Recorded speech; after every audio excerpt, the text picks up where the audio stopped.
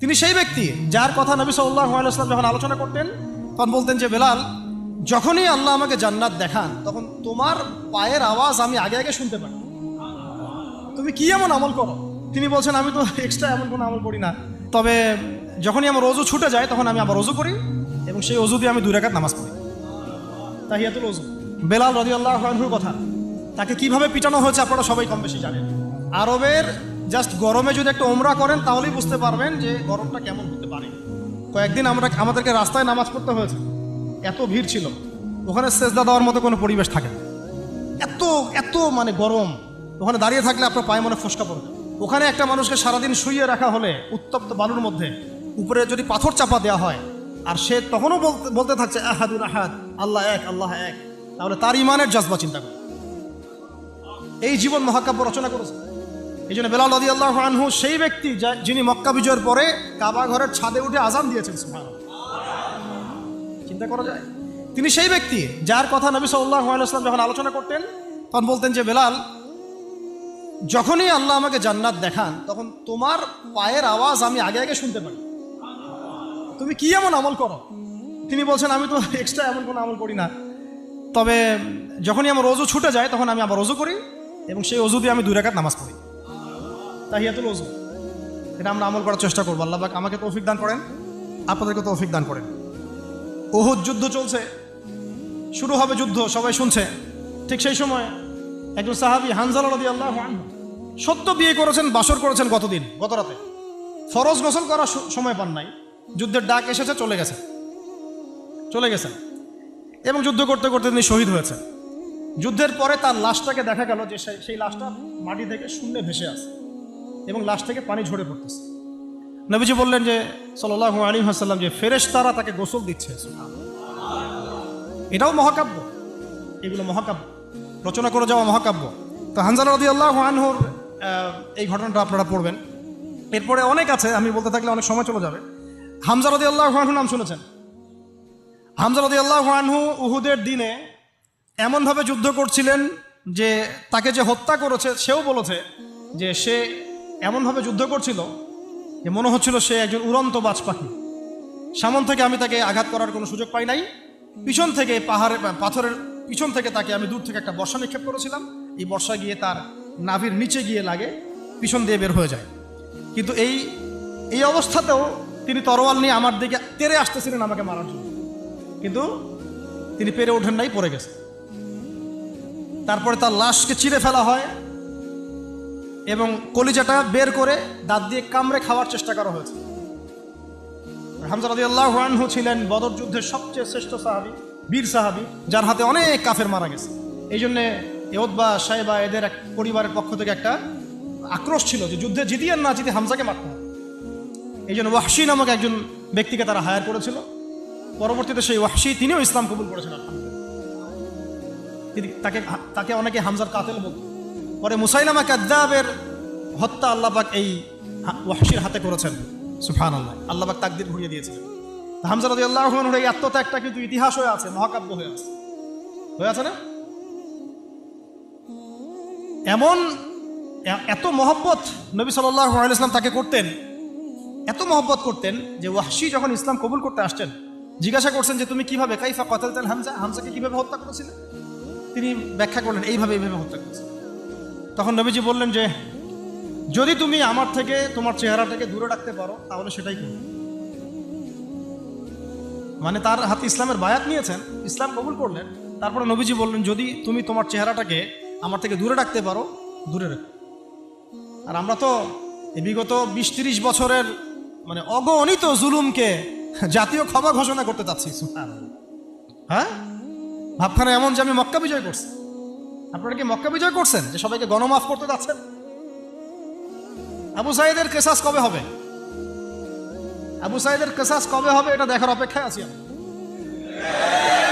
মুগ্ধদের কেসাসটা কবে হয় সেটা দেখার অপেক্ষায় আছি আমি।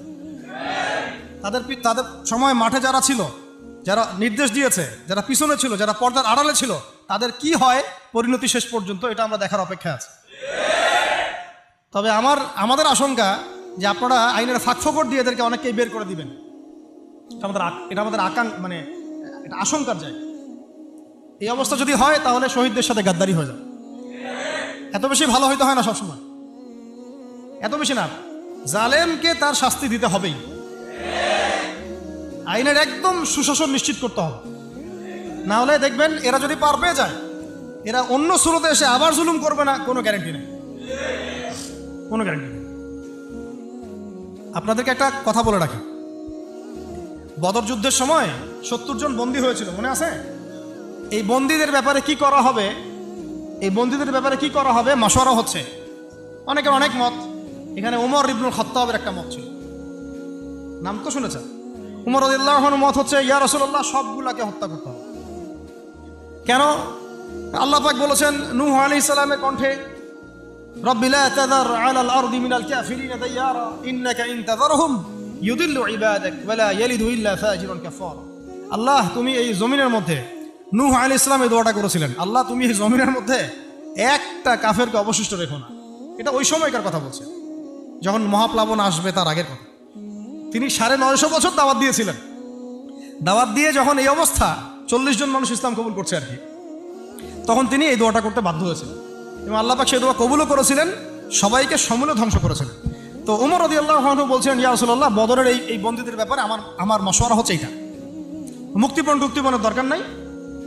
হ্যাঁ, ওদেরকে অন্য কোনো দিকে ফোকাস করার দরকার নাই, এদের সবগুলোকে গর্দান নামাই দেন, শেষ, খালাস। এরা যদি থাকে পরে আপনার বিরুদ্ধে আবার ষড়যন্ত্র করবে। তো শেষমেশ তার রায়টা কিন্তু কবুল করা হয় নাই, বরং রক্তপণ এবং মুক্তিপণ নেওয়া হয়েছে এবং আরো অনেক পদ্ধতি অবলম্বন করা হয়েছে। কিন্তু সূরা আনফালে আল্লাহ রাব্বুল আলামিন ওমর রাদিয়াল্লাহু আনহুর এই মতটার প্রশংসা করেছেন, পড়ে দেখেন আপনারা।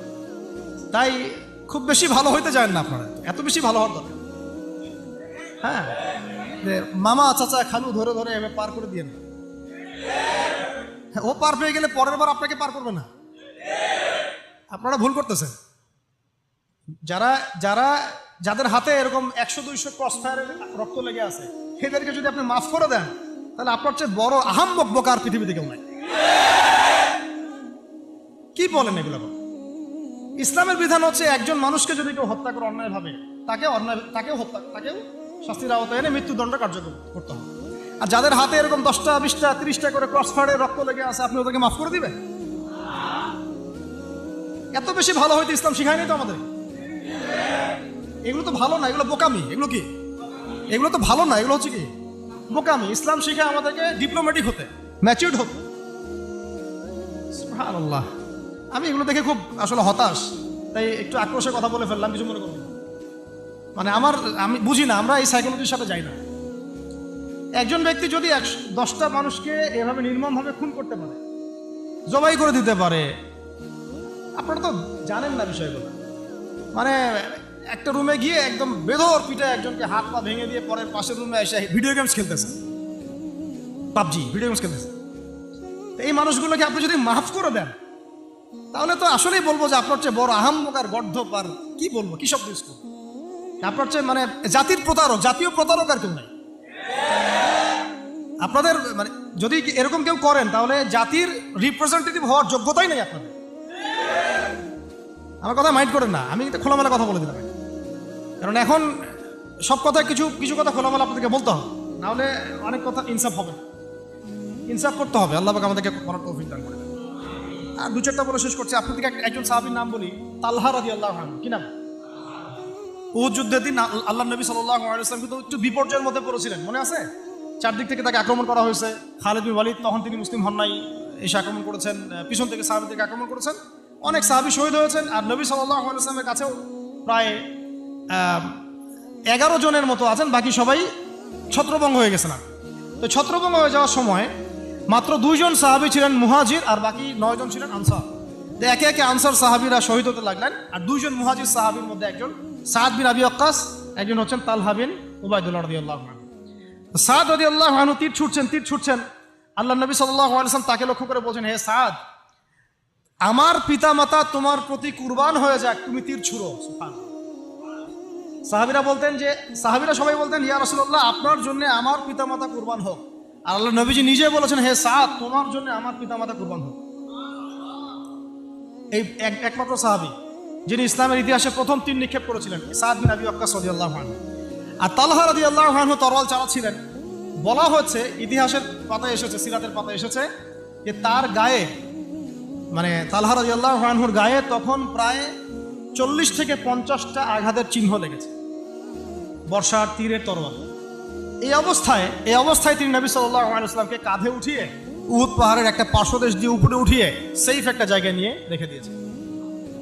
নবীজি বলেছেন, তোমরা যদি কোনো জীবন্ত শহীদকে দেখতে চাও তাহলে তালহাকে দেখো।